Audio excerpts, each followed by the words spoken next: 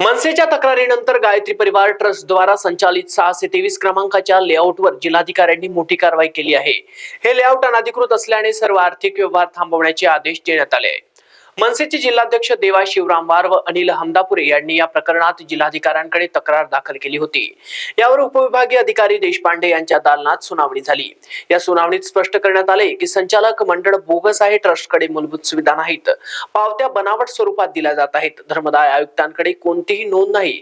मनसेने या तथाकथित संचालक मंडळाविरोधात फसवणुकीचा गुन्हा दाखल करण्याची मागणी केली। तसेच ट्रस्टच्या मालमत्ता शासनाकडे जमा करण्यात यावी व नागरिकांना पैसे परत मिळावेत अशी मागणी करण्यात आली। मनसेकडून नागरिकांना आवाहन करण्यात आले आहे की गायत्री परिवार ट्रस्टशी कोणतीही आर्थिक व्यवहार करू नका। या प्रकरणात पत्रकार विजय बुंदेला व ग्राहक योगेश खंदेडिया यांचे कागदपत्रांसाठी मोलाचे सहकार्य लाभले।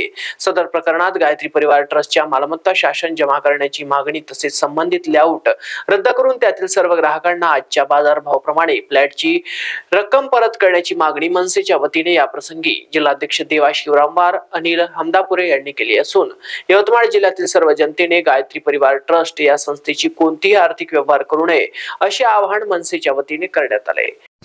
यवतमाळ शहरातील गायत्री ट्रस्टद्वारा संचालित एक लेआउट 1988 ला मंजूर होऊन या लेआउटमध्ये कुठल्याही नाल्या, रस्ते, वीज असं कुठलंच या लेआउटमध्ये कोणत्याच परिस्थितीत या संबंधित संचालक मंडळाने केलेलं नाही। या संदर्भात अनेक ग्राहकांच्या मनसेकडे तक्रारी आल्या होत्या।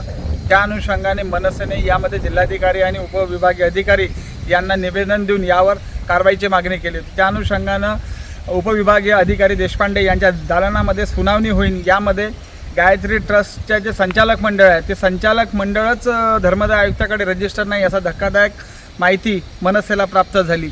यावर धर्मदाय आयुक्त कार्यालय यवतमाळ अमरावती यांनी सुद्धा या संचालक मंडळाच्या संपत्तीची चौकशी करावी, सोबतच ही सर्व संपत्ती गायत्री ट्रस्टची शासन जमा व्हावी, जेणेकरून हे सर्व जनतेच्या पैशाचं चीज होईल अशा प्रकारची मागणी मनसेने जिल्हाधिकाऱ्यांना केलेली आहे। गायत्री ट्रस्टच्या संचालक मंडळाने जो काही आर्थिक व्यवहार गेल्या 2002 पासून केलेले आहे त्या सर्वांची चौकशीची मागणी मनसेच्या वतीनं आम्ही इथे करत आहोत। महाराष्ट्र 24 करिता अक्रम दिवाण, यवतमाळ।